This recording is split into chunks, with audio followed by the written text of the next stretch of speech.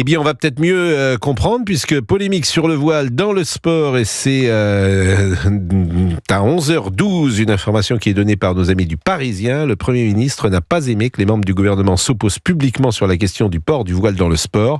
Il va les convoquer. Il a raison d'ailleurs, parce que c'est drôle, je disais il y a une seconde, vous avez Monsieur Darmanin qui dit quelque chose, vous avez Madame Barsac qui dit autre chose, c'est la Samaritaine, disais-je. Eh bien, le patron de la Samaritaine, c'est François Bayrou, et il y a 11h12, il est 11h36, à 11h12, c'est une information que sort le Parisien. François Bayrou va convoquer ses ministres pour qu'effectivement chacun parle de la même voix. Ou alors que Madame Barsac quitte son poste. Voilà ce qu'on pouvait dire sur ce sujet. On est avec Cédric. Bonjour Cédric. Bonjour Pascal. Bon, sur ce sujet, qui est un sujet important. Moi, je suis un peu dépité par tout ça, au fait. C'est-à-dire que par tous ces gens qui parlent et qui connaissent rien. Ça fait 35 ans, même plus de 35 ans que je suis dans le football amateur. Je suis un footballeur amateur. Alors concernant la rupture du jeûne, etc., dans les compétitions amateurs, si vous voulez, avant, on se rencontre avec les arbitres, les délégués, etc. Et il y a un accord tacite. Si vous voulez, il y a un accord entre nous. Est-ce que ça vous dérange si on prend 2 minutes ? Ok, pas de souci. Voilà, ça s'arrête là. Fin de la discussion, il n'y a pas de polémique. Et je veux dire, on fait une polémique, par exemple, sur la rupture du jeûne, mais il faut savoir que dans nos compétitions en amateur, quand il fait très chaud, il y a un accord de la même manière où, au bout de tant de minutes de jeu, l'arbitre arrête le match et on appelle ça la pause fraîcheur. Est-ce que ça fait une polémique ? Non. Bah, pour le voile, c'est pareil. Pas pour le voile, pour la rupture du jeûne, pardon. Et la deuxième chose, c'est pour le port du voile. Je trouve ça absolument absurde, toutes ces polémiques. Et puis en plus, ces ministres là, qui servent à rien et qui se contredisent entre eux, c'est magnifique, j'avoue. Il y a quelque chose, il y a une règle qui est simple dans le football. On n'a pas le droit, en tout cas dans le football amateur, on n'a pas le droit de porter des bonnets, des casquettes, des couvre-coups, etc. Voilà, point. On n'a pas le droit d'avoir un couvre-chef. Le voile, c'est un couvre-chef. Fin de la discussion. Point. Je veux dire, tous ces gens-là, ils parlent et ils y connaissent rien en réalité. Les règles, oui, mais déjà.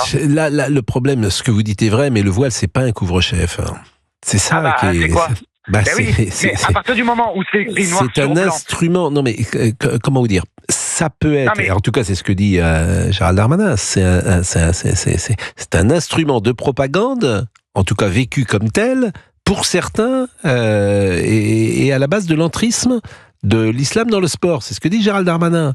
C'est pour ça que si vous réduisez ça à un couvre-chef, c'est pas le sujet. Non, mais moi je réduis pas ça à un couvre-chef. Ce que je veux dire par là, c'est que la règle, elle existe. Moi, si demain je joue au foot, dimanche je joue au foot, je décide de mettre un bonnet, l'arbitre va me le faire enlever parce que c'est la règle, on doit pas avoir quelque chose sur la tête. Mais le bonnet n'a pas. Oui, mais bon, il y a pas il n'y a pas d'entrisme d'une religion des bonnets qui existe. Donc, on ne va pas vous faire la procès. Ici, en Bretagne, les chapeaux rouges, non, c'est pas ça. Mais là où vous avez raison, c'est que tout le monde est très tendu sur ces questions-là. On pourrait être un peu plus détendu, mais... bien sûr, je veux dire... En fait, on l'était il y a 30 ou 40 ans, je pense. Les choses se faisaient de manière un peu plus facile. Mais aujourd'hui, tout le monde est tendu parce que certains y voient et l'utilisent et l'instrumentalisent aussi. C'est-à-dire qu'il ne faut pas être naïf. Qu'est-ce que vous voulez que je dise ? Trouver la bonne équilibre, c'est pour ça que Gérald Darmanin est sur une position radicale en disant pas de voile dans le sport. Pas de voile dans le sport. Non, mais même pour la rupture du jeûne, par exemple, on est capable d'arrêter un match 5 minutes parce qu'il y a un mec qui a fait 25 roulades alors qu'on lui a même pas touché la cheville et on n'est pas capable d'arrêter un match 2 minutes pour manger une banane. C'est un sketch. C'est un sketch, en fait. C'est-à-dire qu'on cherche des polémiques là où il n'y a même pas besoin d'en avoir. Mais il peut y avoir des polémiques quand même, parce que c'est toute la société française qui est aujourd'hui inquiétée, forcément. Donc les gens sont un petit peu sensibilisés à ces questions-là. Ils ont, c'est ce que dit Monsieur Darmanin également, il dit ce n'est pas la tradition française, ce ne sont pas les mœurs françaises. C'est tout cela on faisait comment il y a 30 ans ? Il y a 30 ans, on n'en parlait pas et pourtant ça se passait déjà. Mais parce qu'il y a 30 ans, ces phénomènes-là étaient tout à fait minoritaires. Et ils pouvaient exister et ils se réglaient. Eh oui, mais si vous en parlez trop, je veux bien qu'on n'en parle pas non plus. Je veux bien que ça soit la solution de ne pas en parler, mais on entend des témoignages de ce qui se passe dans les écoles, dans le sport. Lorsqu'on a une maîtresse d'école qui nous explique que lorsqu'il y a natation, il y a la moitié des filles qui ne viennent pas au cours de natation parce qu'elles veulent pas se mettre en maillot de bain devant leurs petites camarades, etc. Mais Ça, c'est encore autre chose, parce que ça, c'est oui, vraiment évidemment que c'est autre chose. C'est autre chose sur un même sujet. Pour moi, le sport, pour moi, c'est censé rassembler, c'est l'ouverture aux autres. Mais et je pense, non, mais on prend le sport et on politise le sport. Et ça me dérange, en fait. C'est ça qui me dérange dans le fond. Mais qui le politise? Qui le politise? Nos politiques actuelles. Et voilà. Ceux qui veulent entrer avec un voile, les hijabeuses, elles voulaient politiser ou pas le sport? Je vous pose la question. On est allé jusqu'au Conseil d'État. Elles voulaient jouer avec un voile. C'était un acte politique ou pas? Ah, alors après, oui. Je vous pose la question. Elles sont allées jusqu'au Conseil d'État et le Conseil d'État a donné raison. En plus, le rapporteur au départ, je crois, n'avait pas donné raison. Et finalement, c'est les juges du Conseil d'État qui ont donné raison à la Fédération française de football parce qu'elle est intransigeante, la Fédération française de football, là-dessus. Donc je vous pose la question. Vous dites, c'est nos politiques. Et moi, je vous pose la question. Les hijabeuses qui voulaient porter le voile pendant un match de football, c'est un acte politique ou pas, selon vous? Oui, quelque part, oui, c'est un acte. C'est pour faire parler d'elle, quoi. Oui, je sais pas si c'est pour faire parler d'elle, mais on peut considérer ça. Sérieusement, parce que Cyril de la Morinerie, il est là. C'est lui qui a joint Saïd Chaban. Saïd Chaban, c'est le président du club d'Angers, qui a expliqué ce qui s'est passé pendant Angers-Monaco. Et ce qui est étonnant, Cyril, c'est que c'est pas la version officielle. Dites-nous tout cela. Oui, alors c'est vrai qu'il y a deux versions qui s'opposent d'une certaine façon. C'est-à-dire que, pour rappeler les faits, à la 13e minute, il y a le capitaine d'Angers, Imad Abdelli, qui se blesse, qui se plaint de la cuisse. Du coup, Willy Delageau siffle une petite interruption et les joueurs et certains joueurs en profitent pour aller boire et manger un morceau. Et donc, ce qu'on voulait savoir, c'était de savoir si ça avait été organisé pour la rupture du jeûne. Pourquoi ? Parce que dans le règlement de la Fédération française de football, il est interdit pour des raisons religieuses d'arrêter la rencontre. Donc la question que l'on se posait, est-ce que Willy Delageau a arrêté pour des questions religieuses ? Il y a d'une part la Fédération française de football, Eric Borghini, que j'ai joint et qui me dit très clairement que non, il a refusé cette demande, qu'il y aurait eu donc une demande de la part des deux clubs pour arrêter le match dès la fin du Ramadan. Le Ramadan s'arrêtait à peu près à la 8e minute et donc à la 13e minute, c'est là qu'il y a eu cette interruption de match. Autorisation qui a donc été refusée en rappelant donc la règle de laïcité qui est appliquée dans les statuts de la Fédération française de football. Saïd Chaban, lui, que j'ai joint au téléphone, me dit qu'il y aurait eu un accord avec donc les deux team managers des équipes et le corps arbitral pour arrêter le jeu. Et pourquoi ? Alors il dit c'est pour une question de bien vivre ensemble. On le voit en Angleterre, c'est autorisé. En Allemagne, effectivement, c'est autorisé. En Champions League, ça s'est fait pour le match Lille-Dortmund, qui a eu un arrêt pour le Ramadan. Et donc il est le président d'Angers est désolé qu'il y ait une polémique. Il dit l'intégrité des joueurs est très importante et l'arbitre l'a compris. Bon, on va écouter Monsieur Saïd Chaban. Il y a un communiqué du SCO pour dire ce matin que le joueur que vous avez cité, qui est le capitaine, était bel et bien blessé. Oui. C'est pas il n'a pas simulé une blessure. Bon, on rappelle quand même qu'il a fini de jouer le match. Et que cette blessure, c'est pour ça qu'il y avait interprétation, c'est-à-dire qu'il se l'a fait tout seul, si vous voulez. Mais on peut se faire parfois des blessures tout seul. Donc, on peut se faire un claquage tout seul. Et il se trouve qu'effectivement, il n'était pas claqué puisqu'il a joué jusqu'au bout, mais il se trouve que précisément, au moment où les commentateurs annoncent qu'il va avoir une rupture du jeûne, que cette blessure arrive, que cette interruption arrive, donc elle est annoncée. C'est pour ça qu'il y avait une sorte de suspicion qui s'était mise en place et le SCO d'Angers a répondu par un communiqué à cela. Mais écoutons Saïd Chaban, qui est le président du club d'Angers, parce qu'il contredit la version de la Ligue, me semble-t-il. Les deux clubs, les deux team managers se sont mis d'accord pour le bien-être des joueurs et la question a été posée aux délégués et à l'arbitre qui ont donné leur accord. Les choses sont faites d'une manière intelligente. Donc je ne vois pas pourquoi la polémique. On est dans un pays où le bien vivre ensemble est important. Ça a duré 1 ou 2 minutes et le match a repris tranquillement. Bon, je répète, c'est pas la version de la Ligue, Cyril de la Morinerie. Moi, j'ai eu hier les services de la Ligue. La Ligue ne dit pas ça. La Ligue dit l'arbitre n'a pas donné son avis et les délégués n'ont pas donné leur avis.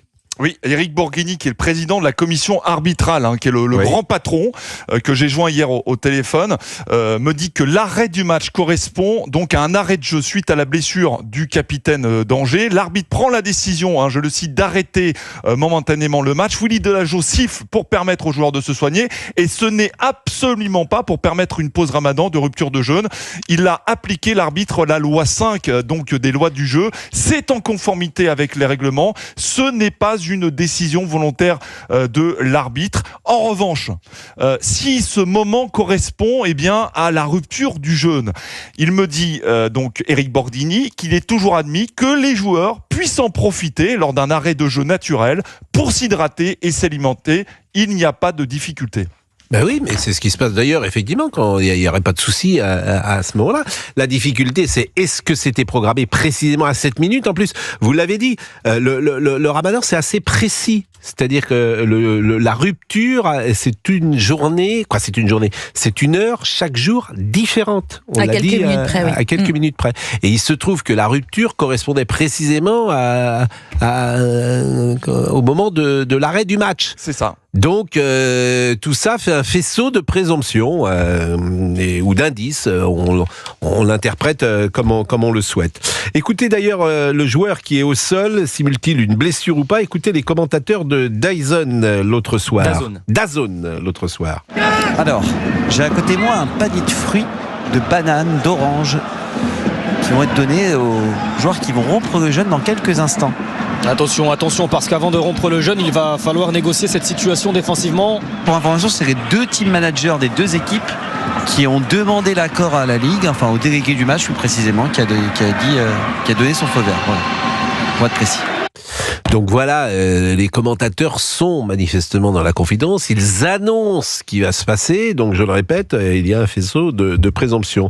Ce matin, Médéric Chapiteau c'est un ancien gendarme, il était l'invité de Dimitri Pavlenko et il évoquait les présidents de clubs qui s'arrogent le droit de contourner la règle.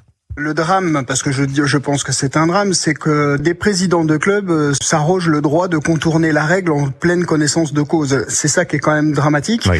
Parce que ça pose un vrai problème. Si ceux qui sont chargés de faire respecter les règles du football, qui ont été votées par eux dans le cadre des élections de la Fédération française de football, ça devient très compliqué. Ça, c'est le premier point. Le deuxième point, quelle image on envoie à tout le sport amateur qui est beaucoup plus important? Qu'est-ce qui va se passer tout le week-end prochain sur les compétitions amateurs? On envoie un signal de permissivité, ce que je décris dans mon livre, qui est quand même un problème majeur également. Monsieur Chapiteau qui intervient régulièrement d'ailleurs sur l'antenne de CNews et puis qui effectivement s'intéresse à ces questions de l'entrisme de l'islam dans le sport. Il est ancien gendarme et je vous propose de l'écouter une nouvelle fois. On laisse les arbitres et les délégués seuls face à des pressions incroyables dans l'incapacité de faire respecter la règle. Il faut se mettre à la place des arbitres. Ils ont des pressions incroyables sur les épaules, que ça soit en match pro ou en match amateur, et ça devient très problématique. On peut pas continuer sous cette forme-là. Il y a des règles, on les applique, point final. Il faudrait une sanction contre les deux clubs. Écoutez, je suis pas sûr que cette sanction, les uns et les autres le veulent, mais sur l'interdiction générale du port du voile dans le sport, ce matin, Édouard Philippe, ancien Premier ministre, était l'invité de Sonia Mabrouk. Écoutons-le. Il y a beaucoup de raisons sérieuses qui devraient nous amener à réglementer le port du voile dans le sport. Mais je ne crois pas qu'une interdiction générale et absolue soit possible. Je pense donc que nous devrions cantonner cette interdiction aux compétitions organisées dans le cadre de ce que les fédérations sont responsables. Je vais vous poser la question différemment. Mais pardon, ma réponse est peut-être un peu longue, mais vous voyez bien que... Est-ce que le voile est un signe, est un symbole de l'entrisme islamiste en France? Il est évidemment utilisé par certains comme un élément de l'entrisme. Non, Édouard Philippe, ce matin, moi, je l'ai écouté, c'est des positions qui, effectivement, ne sont pas claires. On va le dire comme ça. En tout cas, il ne souhaite pas avoir une position tranchée. C'est ce qu'il dit. Alors que Bruno Retailleau est sur une position tranchée, pas de voile dans le sport, et on considère que le voile est de l'entrisme dans le sport. Je pense que Monsieur Philippe devrait quand même réfléchir sur le mobile d'une personne qui est en train de jouer au football et qui joue précisément ce match avec un voile. Convenez que c'est déjà pas très pratique, disons-le. C'est pas quelque chose qui peut tomber, sans doute, qui peut empêcher d'être totalement libre sur un terrain de football. Ça peut être en tout cas quelque chose qui vient là perturber le sportif de haut niveau. On sait bien qu'un sportif de haut niveau doit mettre le maximum de chances de son côté pour être le plus performant.